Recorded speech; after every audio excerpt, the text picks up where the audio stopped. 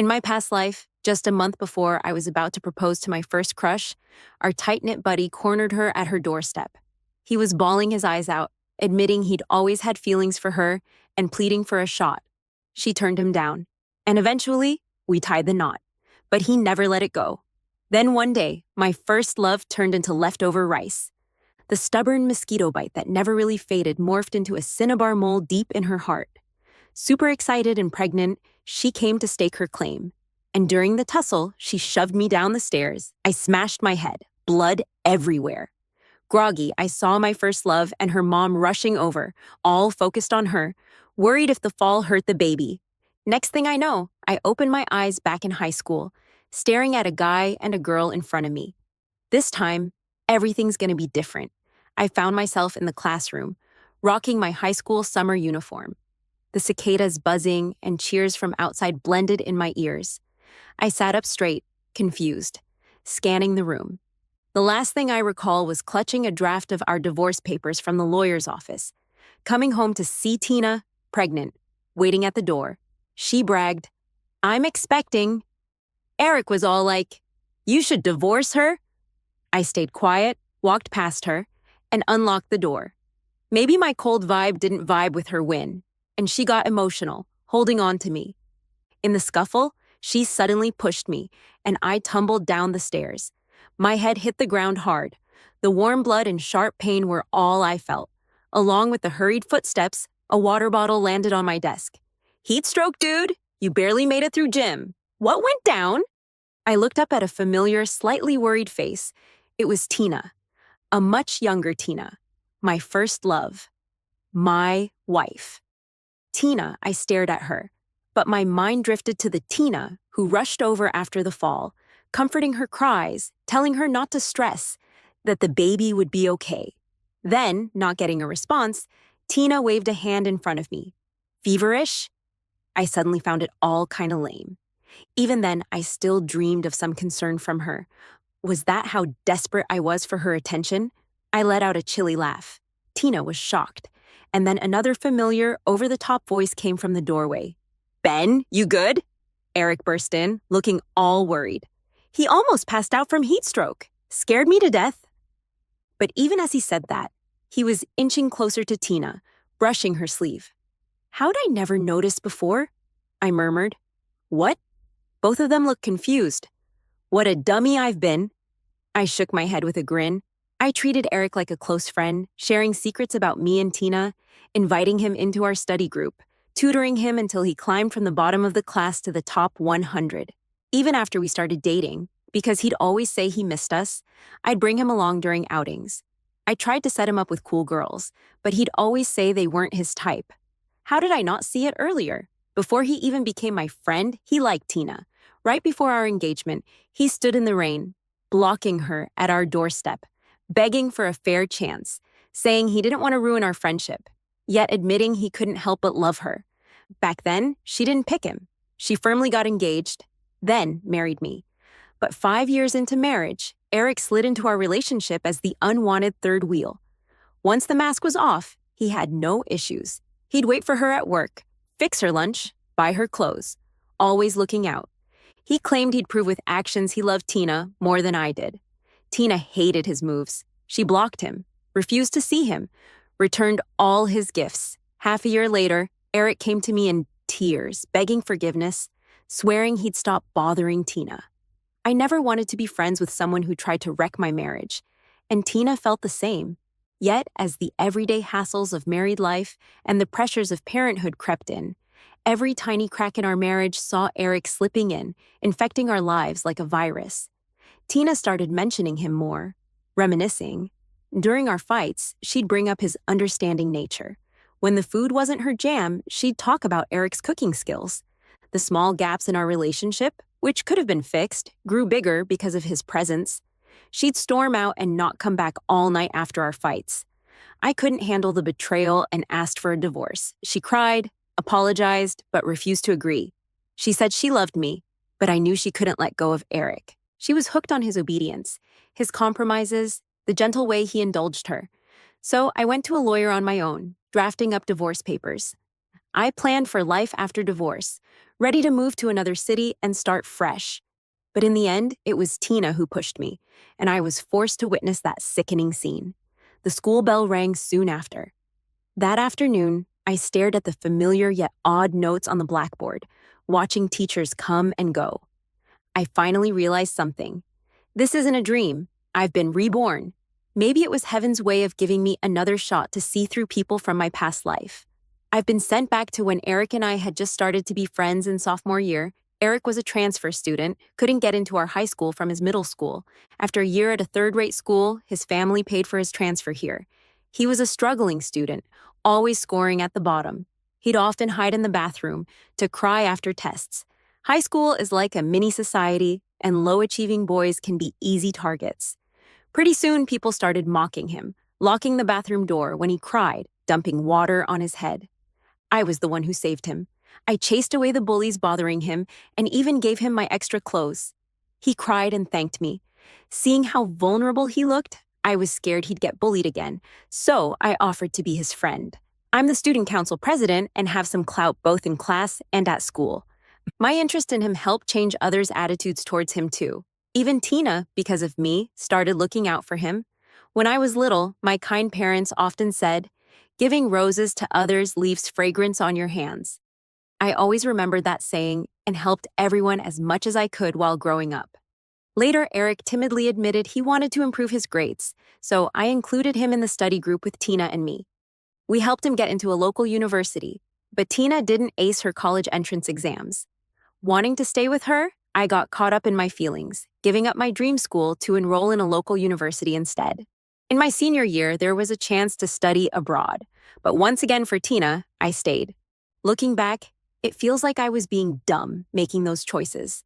Thankfully, this time, everything's just starting, and there's still time. Right then, the bell rang. Tina and Eric walked toward me at the same time. Eric was hyped. "Are we having a study group to review English today?" I got up and grabbed my backpack. "I'm heading home." "Why leave suddenly?" "There are still 2 evening classes left," Eric said, eyes wide. "Are you still not feeling well from the heat this afternoon?" Tina reached out. "Maybe you're even running a fever." I tilted my head away to dodge her hand. She froze, her hand hanging midair. "I'm just a bit tired and already asked the teacher for leave." "Want me to walk you home?" Tina offered. "Just wait, I'll talk to the teacher." "No need." I grabbed my backpack and walked out of the classroom without waiting. As I reached the apartment building, I ran into Tina's mom, taking out the trash. She saw me and beamed. "Oh, Ben, why so early today?" Then she added, "Hey, come by later for some freshly baked cakes. They're still warm." I looked at this woman once thinking I'd found the world's best mother-in-law. But after marriage, since Tina and I didn't have kids, I'd seen her give me so many cold looks eventually. She even urged Tina to try being with someone else. "He has problems. You shouldn't waste your time at my lowest point." She and Eric rushed over, not sparing a glance my way, fully focused on Tina and Eric's child. "Thank you, ma'am." I passed by her. "But I don't like cakes." Seeing her surprised expression, I closed my door, looking at the books on the second shelf, and then at my 17-year-old reflection. Suddenly, I felt that maybe in this life, I could change more than just love and marriage. Perhaps I could also address regrets I've buried deep inside. Just then, my mom came home from work. Tina was trailing her. I bumped into Tina downstairs. "You left school early because you got heat stroke. Why didn't you call me?" she asked, rushing over to check my forehead. "You okay now?" "I'm fine," I smiled. "Just got a bit overheated, don't worry." "Sorry for the hassle, Ben." Tina placed a pot on the table. "Your mom made some mung bean soup for you and also some cakes I just baked." "Nonsense, Mom," I laughed. "Your mom must have gone through a lot of trouble." "No trouble at all," Tina smiled back. "So if you're feeling better, want to do homework together tonight?" In my past life, until senior year, because we lived next door, Tina and I often did homework and discussed problems together. But this time, I wanted something different. I didn't want to get closer than just classmates. I didn't want to get too friendly with her mom or repeat last life's bitter loop. "Tina," I quietly said, "I've been a bit tired lately. I want to study alone for a while. I'll quit the study group and our nightly homework sessions. And just like that, I left Tina and Eric's study group. In the following days, I studied and did my exercises solo during evening study sessions. Tina would usually come to find me after classes, but I usually paired up with a deskmate to leave early. When Eric asked me questions, I'd say I was busy. Finally, Tina blocked me at my door over the weekend. "What did we do to upset you, Eric and I?" she said, not happy. "Why are you suddenly ignoring us?" "You're overthinking it," I replied. "It's almost finals, and I just want to focus on studying alone." Overthinking. Everyone can see you've been avoiding me. Do you think I'm blind or deaf? She raised her voice. I stayed silent for a moment. "Tina, do you like me?" I asked. "What?" She paused, surprised. "I don't like you," I said. "What? I mean, although we've grown up together and been together for 17 years, I don't have feelings for you beyond friendship. I just want to focus on studying alone now." "You're joking, right?" She seemed amused by something. "Who said I liked you? I just see you as a friend I grew up with." "That's best," I said softly. "Don't flatter yourself." Her expression darkened. "I was just concerned as a friend." "But you twisted it, saying I like you. Fine, if you want to study alone, that's cool. We can both study on our own." "Okay," I nodded. I watched her storm off angrily. "Sorry, 17-year-old Tina. I know the 17-year-old. You hasn't done anything yet and isn't the girl juggling two guys. This cold shoulder treatment might seem a bit unfair to you, but with memories from my past life, I can't accept you anymore." Since I foresaw the unhappy future we'd have, why not cut it off before it even starts? Forgetting each other is the best ending for us. After that day, Tina never reached out to me again. Eric noticed I was ignoring him, so he went to Tina instead. She seemed to be acting out and loudly told Eric, "No problem, we can form our own study group and still improve our grades. It's not like anyone is indispensable." That's true. In this world, nobody is indispensable. A few days later, our homeroom teacher, Mr. Leo, suddenly called me into his office. "Ben, have you been a bit unwilling to help your classmates lately?" I frowned. "Teacher, what do you mean?" "I heard you quit the class study group." I nodded. "Yeah, I want to study on my own." Mr. Leo adjusted his glasses. "Listen, you're still young. You need to know being a good student is one thing, but having good character is just as important. Being selfish isn't right." I was puzzled. "I just feel the study group thing isn't really for me. I want to focus on my studies." "How is that being selfish?" He sighed and changed the subject. "Ben, the city's Outstanding Student Award this year. I was planning to recommend you for it. You know, it's not just about good grades, right? It's also about good character." "Mister," I interrupted. "First, last year's Outstanding Student Award was a class vote followed by a school vote. It was fair and open. I don't mind doing it the same way this year. Second, I just quit the study group with Tina and Eric. My desk mates and classmates often ask for my help, and I'm always happy to assist. I don't think there's anything wrong with my morals. If I were really 17, I might have felt I hadn't done well enough after a little pressure from a teacher. But inside, I'm 27 with lots of life experience. This kind of talk is just child's play to me." Mr. Leo couldn't win the argument, so he just sent me back to class. But during the class meeting that afternoon, he suddenly announced a seating change. Our class study groups were effective. This month, many students improved their grades. With finals coming up, we'll implement a new partner study system. The outstanding student selection will focus more on moral education. Your desk partner's progress will be a key criterion. He called out names for new seating arrangements, pairing Eric as my desk partner. Then, Eric said, hugging his books, he seemed to be trying to consider my feelings. "Don't worry, I'll work hard to improve my grades so you can still be the outstanding student." I suddenly found the whole thing amusing. There was our homeroom teacher gesturing excitedly on stage. That new watch on his wrist stood out. Eric's family was into luxury watches. It dawned on me. In my past life, the teacher didn't intervene because I'd been helping Eric so much. His grades drastically improved under my guidance. By senior year, he was in the top 100 of the class. His basics were weak. Probably only the past version of me would have such patience. Other students couldn't be bothered to spend their time helping him, not even Tina. When we studied together, she mostly discussed problems with me and rarely helped Eric. When I first left the study group, Eric, though he tried to hide it, seemed pleased. But soon he realized Tina didn't have much patience with him, and I, the best and free helper, suddenly stopped assisting. Though he didn't know why, he panicked. He got into the school and class through connections, and persuading Mr. Leo with a luxury watch wasn't hard at all.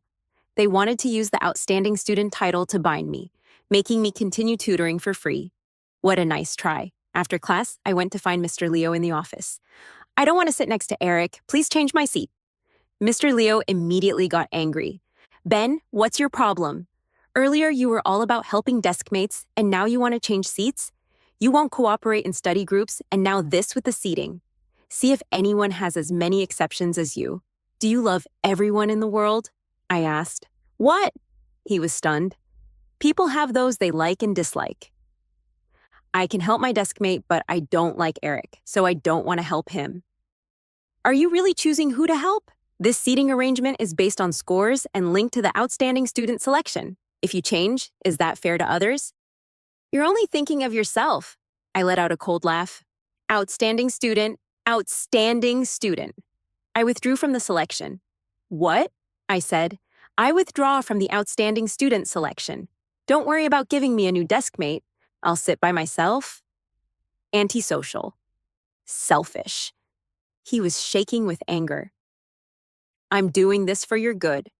If you don't fix your moral shortcomings now, you'll suffer later in society.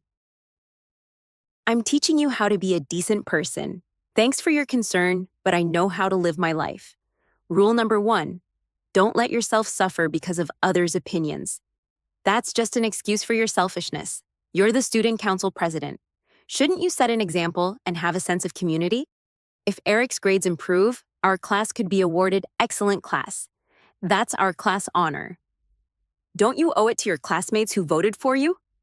Teacher, I replied with a smile, compulsory education only goes up to 9th grade, right? In high school, I pay tuition.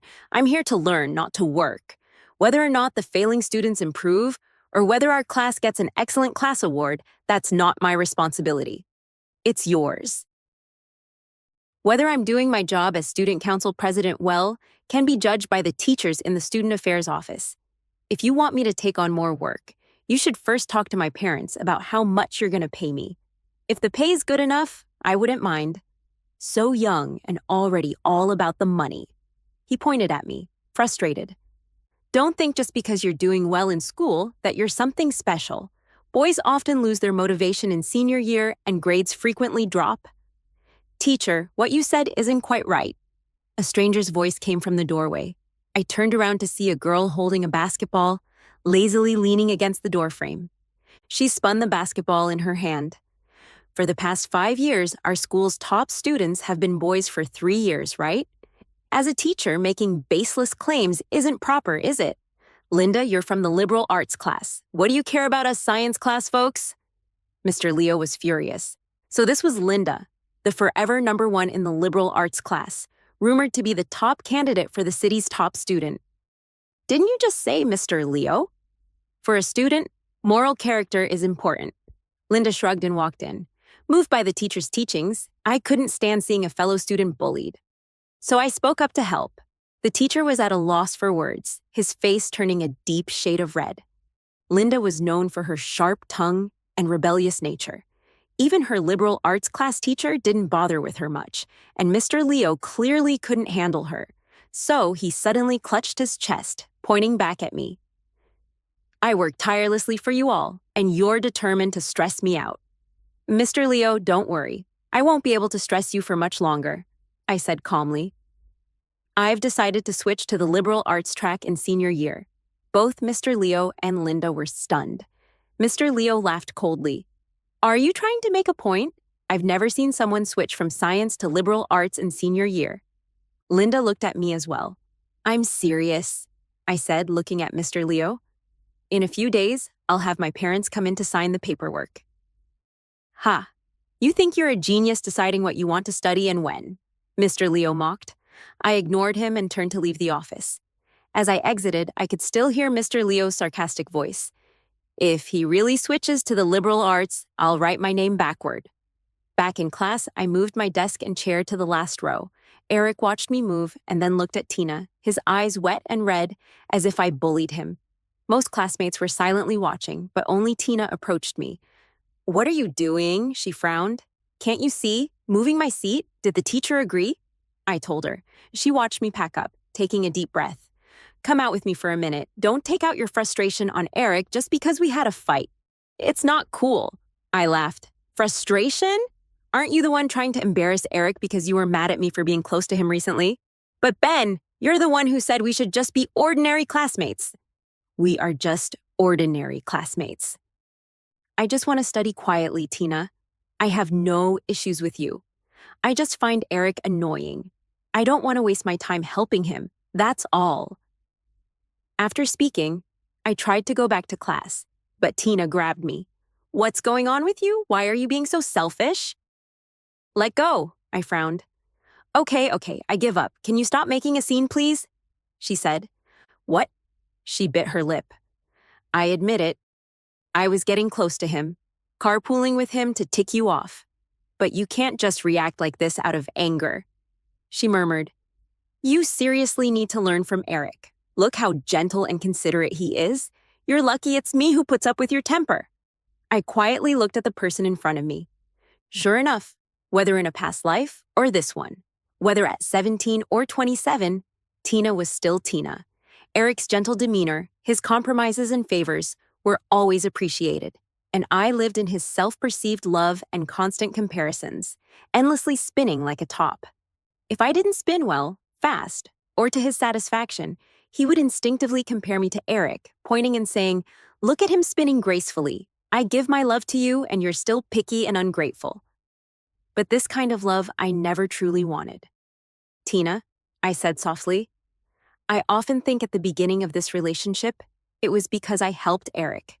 So for you, I feel somewhat responsible." "What?" He didn't understand. I shook my head. "Here's some advice. Focus on your studies in your senior year. Do more practice exams and reduce anxiety. You could get into a good college." With that, I turned back to the classroom. I could only help him this much. What he chooses next is up to him. Back home, Tina's mom was sitting on the couch and my mom was on the phone. "Yes, I'm sorry, Mr. Leo. The kid's giving you trouble. I know. I know.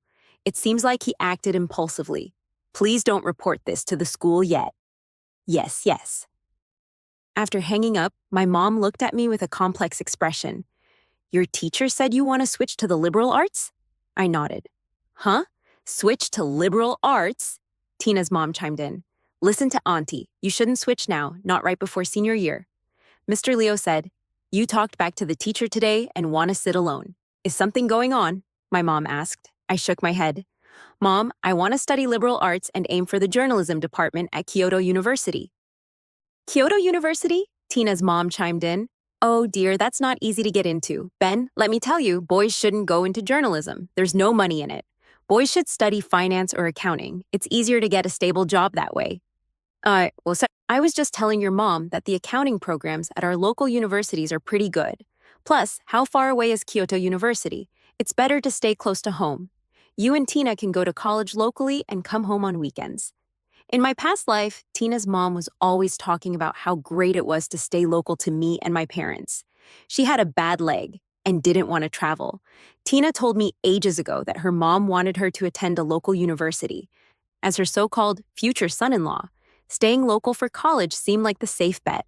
Back then, it wasn't just infatuation clouding my judgment. It was the years of hearing those words, convincing me to choose a local university's accounting program. "You're the only boy in the family. It's better to stay close to your parents.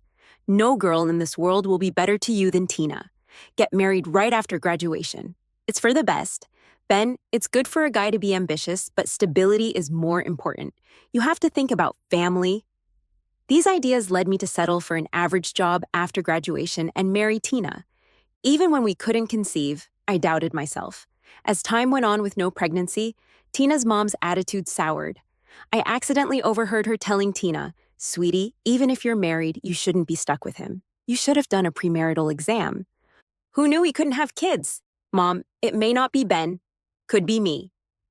How could it be you? She raised her voice. Ben's spoiled because of you always getting what he wants. I even think Eric is better now. He comes over, brings me things, and is way nicer. It's modern times, you know. Divorce isn't unheard of. You two fight all the time. Try Eric if you get pregnant, dump Ben, and be with Eric. Memories surged up, and Tina's mom was still pushing her views on my mom. In this world, most people are average, can't aim too high, guys need stability, should graduate and start families early. Auntie, I interrupted, most people are average, sure, but they have dreams. Dreams aren't aiming too high. If you read, you'd see everyone plays a role in advancing history. Not everyone can change history. Kids get poisoned by these foreign ideas online, thinking they're all that. Turning to my mom, she said, Ben's mom, didn't I tell you? Watch his thinking. Scary when they're brainwashed. I chuckled. Auntie, is the internet brainwashing me? Or are you brainwashing my family? How dare you? She snapped. You always come over telling my mom I shouldn't go far or have ambitions. I just don't get why you want to control me. Ungrateful? Child. She fumed. I watched you grow up. I care about you, not some random kid. If you're busy, maybe stay away from our house. I said coldly. Tina's mom gaped at me, speechless. Fine, I'm leaving. I won't come again, she said, moving sluggishly, hoping my mom would stop her.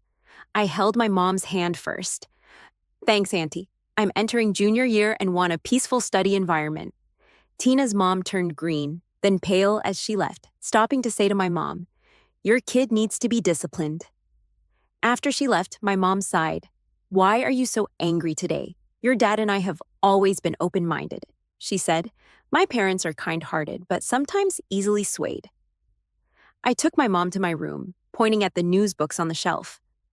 Mom, you know I've been into journalism for ages. The college exam isn't the only life-changing chance, but it's a crucial choice, I explained. I always followed the crowd. Everyone said science had better prospects, but I prefer liberal arts. I've thought about it and decided, despite focusing on sciences, I kept up with humanities.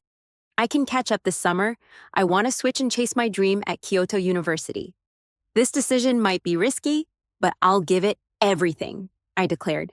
She looked at me, then patted my shoulder. All right, we'll discuss it with your dad tonight. I hugged her tightly. Thanks.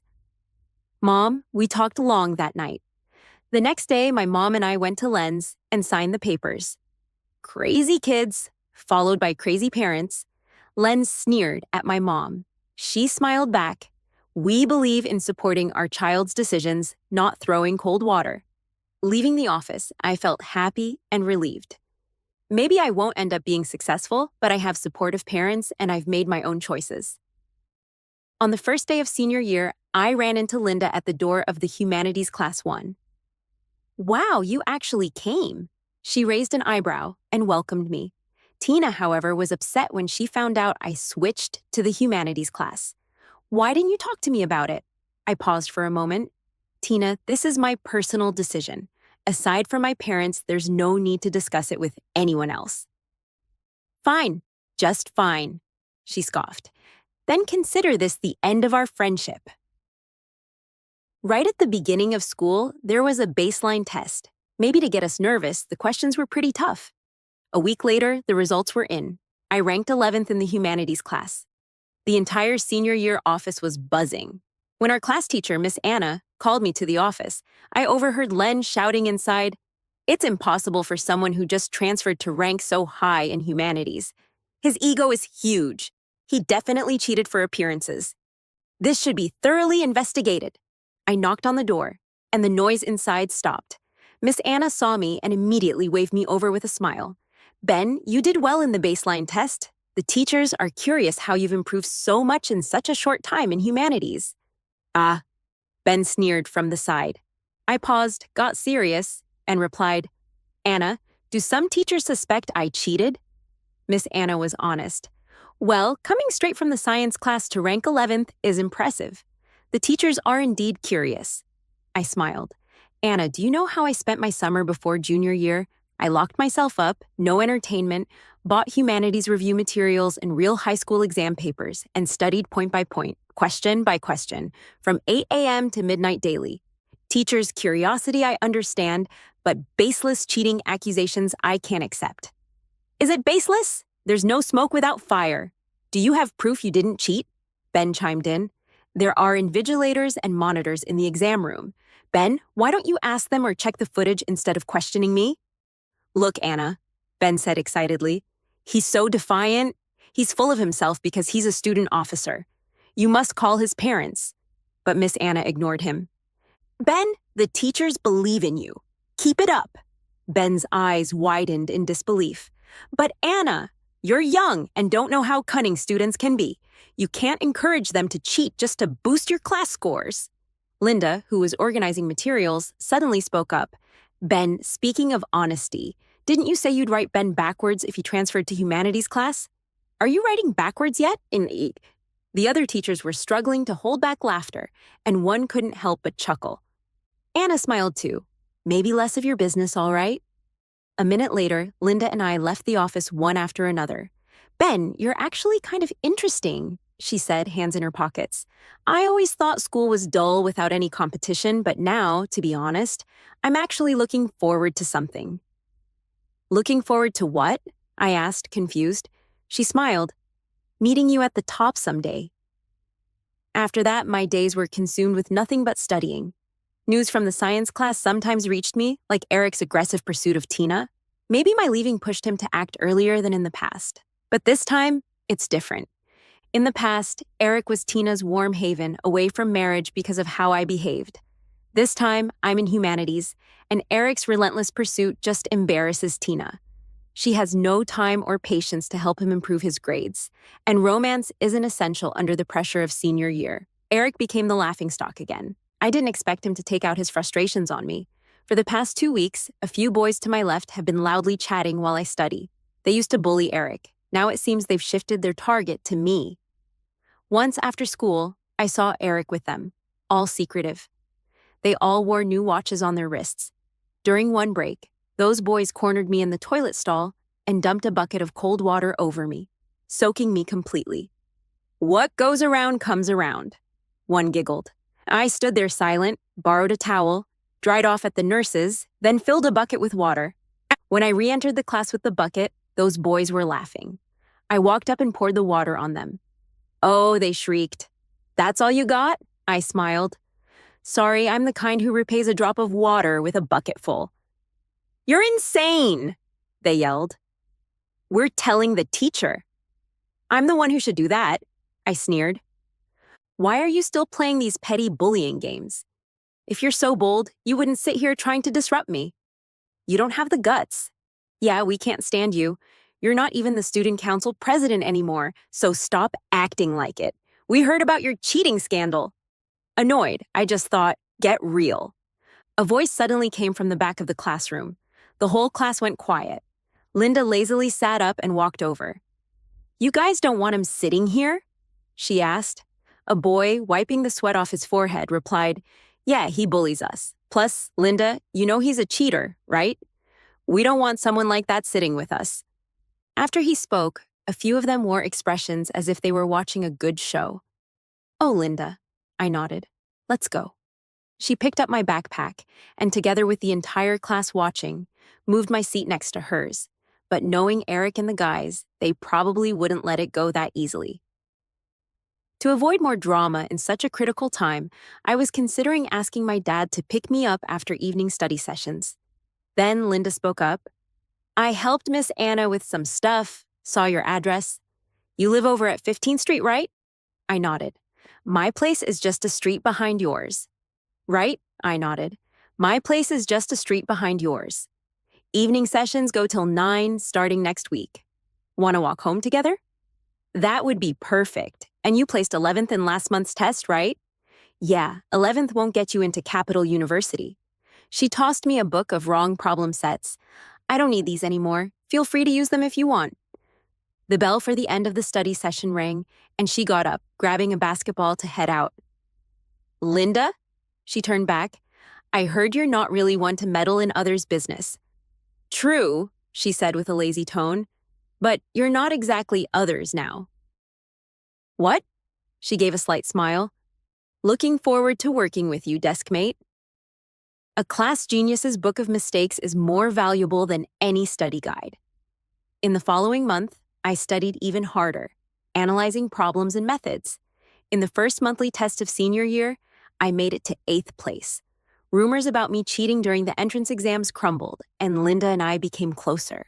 When the city announced the results of the annual student evaluation, even though Class 1 of Science didn't recommend me as an exemplary student, the student office did recommend me as an outstanding student leader, and I received the honor as expected. When Mr. Leo heard the results, he threw his excellent teacher mug in the office. After the national holiday, our school held the fall sports meet. On my way to fetch water, I suddenly saw Mr. Leo and Eric sneaking around with a man behind the school building. I thought for a moment, then snuck into an empty classroom on the first floor, crouched below a window, and pressed the record button on my phone. Mr. Leo, Eric's grades aren't good enough for top colleges here. Could we raise his class scores a bit? That way, if we apply to foreign schools, it'll look better. I got it. It's hard to cheat in the main exams now, but I can help with regular grades. Thank you so much. We've tried other tutors, but they didn't work. Maybe arrange for some smart students to tutor him. If his main exam scores go up, that'd be ideal. That last kid, Ben, was too uncooperative. I've already moved him to the arts class. I'll find someone else. Your son doesn't get along with that boy. Don't worry, I'll find someone else. Your son doesn't get along with that boy. Don't worry, I'll find a chance to give him some trouble. Maybe a punishment or something. It's not hard. Great, great. Here's a watch for you. I can't keep letting Eric's mom spend money. It's no big deal. Once the footsteps moved away, my palms were sweaty. Just as I was about to leave, a voice came, eavesdropping so blatantly. Aren't you afraid of getting caught? My hair stood on end. I looked up. It was Linda. You scared the hell out of me. What are you doing here? I widened my eyes. Really? You ask me? Before you play spy reporter, maybe learn the basics. The classroom door wasn't even shut, sitting right there. Aren't you worried someone might catch you? What? Did anyone see? Idiot, of course not. She crossed her arms. I was keeping watch the whole time. The next day, before the whole school did exercises, the broadcast system suddenly played a strange recording. The stars of the recording were our senior science class teacher, Mr. Leo, and Eric's parent. The head of the broadcasting group, Linda, called it a live accident. She claimed, shrugging, that she'd gotten a mysterious recording pen and just wanted everyone to hear it. But apparently, the mic hadn't been turned off. Mr. Leo got suspended and lost all opportunities for awards. And because some students had recorded and shared it online, it went viral in less than an hour. The internet being the internet, users turned into detectives. Former students of him accused him of favoritism, and Eric's family details were laid bare. Isn't this the place selling fake watches? I bought one too, thinking it was secondhand, but it was all fake. With reports from users, law enforcement got involved. It turned out Eric's family wasn't just selling counterfeit products, but was involved in money laundering too. The school began investigating Eric for bullying. They found those other boys and confronted them. They cried, saying Eric gave them watches to bully me. Eric became a pariah and dropped out not long after. The saddest thing was him finding the watch he wore so proudly was a fake too. The day after Eric left in the afternoon, I saw Tina by the entrance of our apartment complex.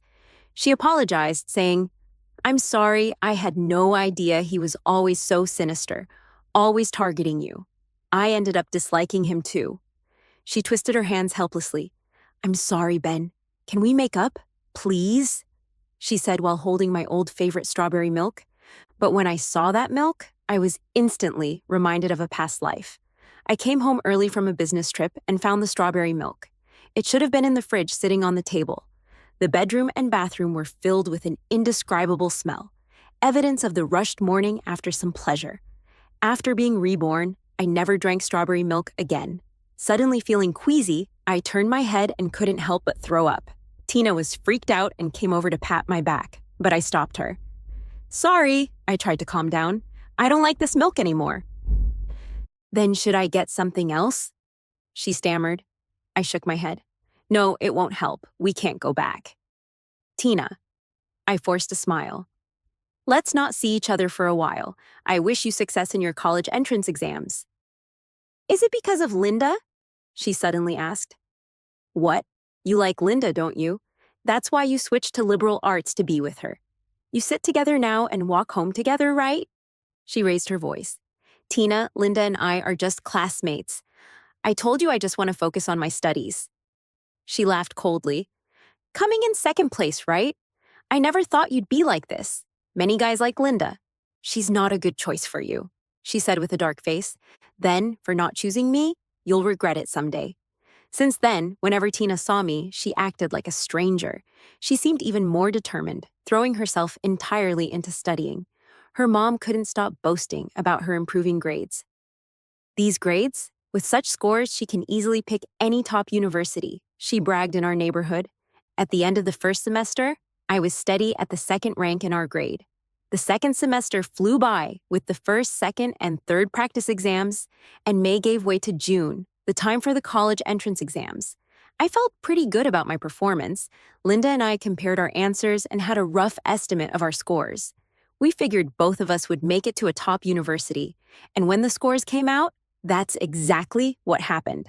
Linda unsurprisingly clinched first place in the city, and I got eighth. We both received offers from several universities. I chose journalism at Peking University. Linda went for history. Tina also did well, getting into the best local university, much better than in the previous life.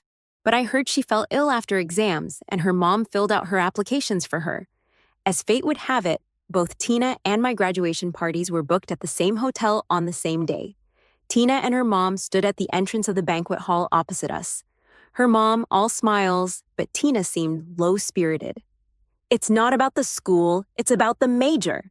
I handpicked finance for Tina so she can make big money in the future, said Tina's mom, glancing our way. Those two kids who got into Peking this year are studying news and history. Sure, it's a top school, but they'll struggle to find jobs. My mom was about to confront her when I quickly pulled her back. Don't stoop to her level, I soothed my mom, patting her back. Peking University is unmatched. I'm telling you, boys will line up to date Tina, boasted Tina's mom. I'm already worrying about how to choose the right son-in-law. Moved by her own speech, she tugged at Tina. Didn't I tell you to bring your acceptance letter to show your aunts? Tina shook her head, her eyes suddenly locking with mine from across the room, brimming with a mournful look. Oh, why are you shaking your head? Tina's mom grabbed Tina's bag, spilling everything on the floor. An elderly lady trying to be helpful picked up a piece of paper. Is this the acceptance letter? What's this say? Infertility? What? A few people crowded around, one gasping, Tina, you can't have kids? That'll make finding a partner tough. What nonsense! Tina's mom snatched the report. Tina, what is this? When did you get this checked? It's a mistake. She must have doctored it, she said hurriedly. It's not a mistake. Tina suddenly spoke. I am infertile. I can't have children. You're talking nonsense, Tina's mom hit her back in anger. Get inside now. With a self-deprecating smile, Tina walked away, ignoring her mom's shouts. Suddenly, something clicked in my mind. Tina! I chased after her. She turned back, tears in her eyes, her voice hoarse. Ben, you remember our past life too, don't you? I said quietly. She didn't answer but dashed forward and hugged me tightly. I had a long, long dream. She cried, her words a blur. In the dream, I betrayed you. I thought I was pregnant with his child. You fell off the stairs, and I didn't rush to save you. Later, I found out the child wasn't mine. We argued, and he stabbed me with scissors. So that was it. In a previous life, Tina never really went for any checkups, but I actually did. The results showed I had no fertility issues. I hadn't had the chance to tell Tina before I found out about her affair with Eric. I'm sorry, Ben. I'm so sorry, but that was just a dream, right? She cried. I would never do that to you. I never would. We still have a chance. Everything has a chance now. Let's make it work this time, okay? I gently pushed her away. Tina, you and I both know that wasn't a simple, fleeting dream. The bleeding was real, the pain was real, and it was all suffering that I truly experienced. If you were still the Tina who didn't remember anything, maybe we could still get along as classmates or friends. But you remember now, and we can't even be ordinary classmates. I don't want to carry the hatred from a past life into this one. Strangers, that's my final boundary. I hope in this life you become a better person. I may seem heartless, but I don't pity him. If everything had gone as it should, she would have happily been with Eric in the last life, right? Never expect to use your own misery or even your life to earn anyone's remorse, because belated pity and regret are worthless compared to a life full of unknown excitement and beauty.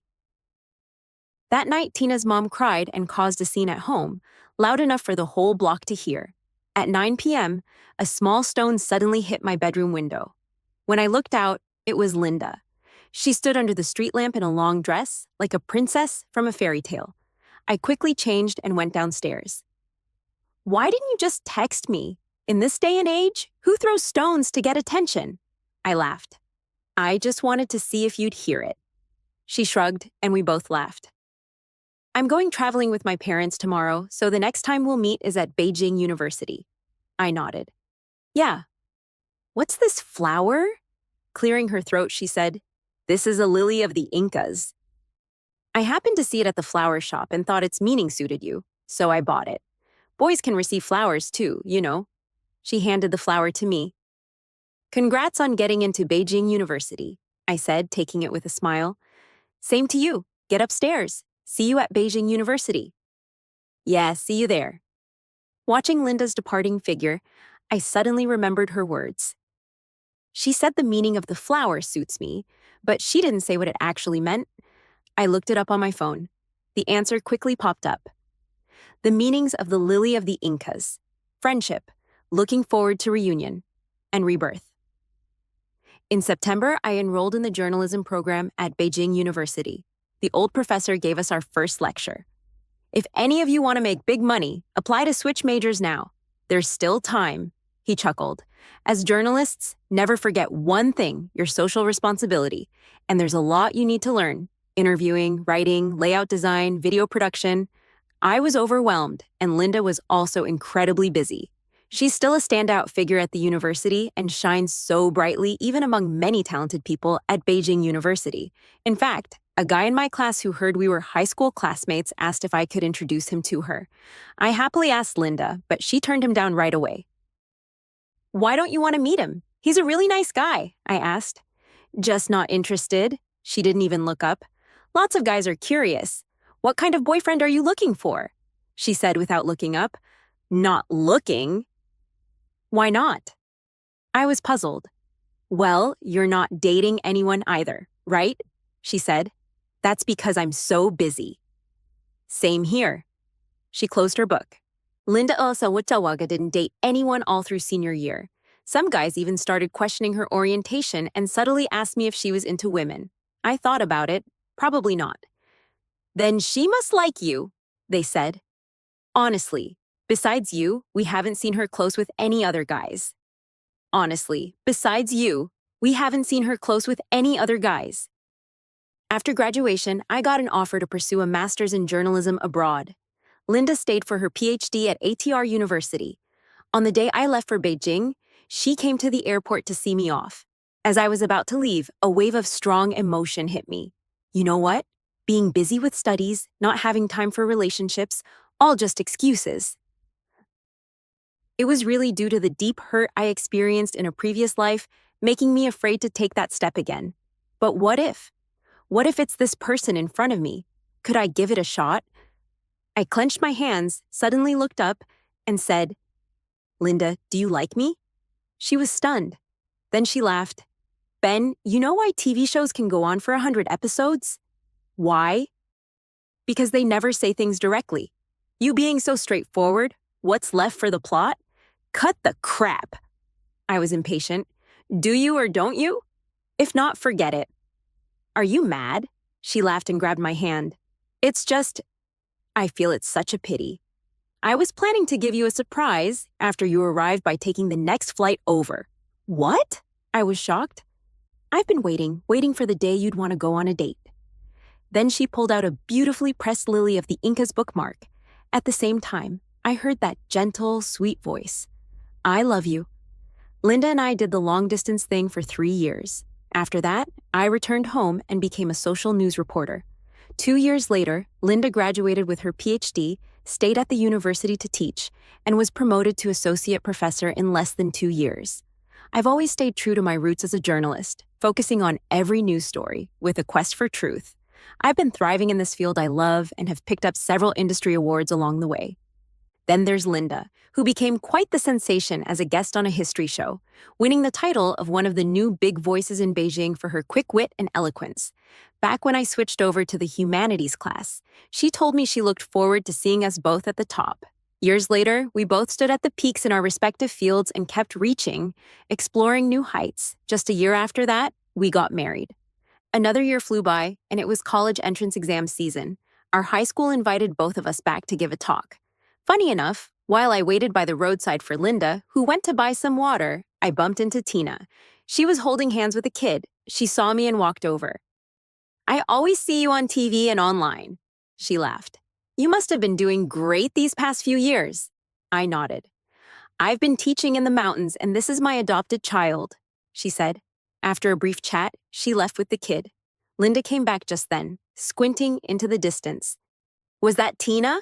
What was she doing here? Was she looking for you? I couldn't help but laugh. We just randomly bumped into each other. Are you getting jealous over such old history? She gave a little huff. Oh, by the way, I tugged on her sleeve. Do you remember buying me a bunch of lilies back in the day? Did you get them from the flower shop over there? She gazed at me, muttering under her breath. At times, you're just so clueless. Did you really think you could find those rare flowers at a small shop like that? Nope, I ordered them online, searched through several places. It was tough to find them. I blinked at her. Wow, Linda, could it be you liked me back then? To my surprise, she blushed and grabbed my hand tightly. All right, let's go. We'll be late. Oh my God, even after getting married, she still blushes. It's so unlike the aloof and confident Professor Linda from school. Back at our old high school, I discovered I had become a bit of a legend among the students there. After our talk, the school asked us to write something for the new crop of students. After thinking it over, I wrote, "Love it, live it with passion. Believe in yourself, and I can't wait to see you at the top."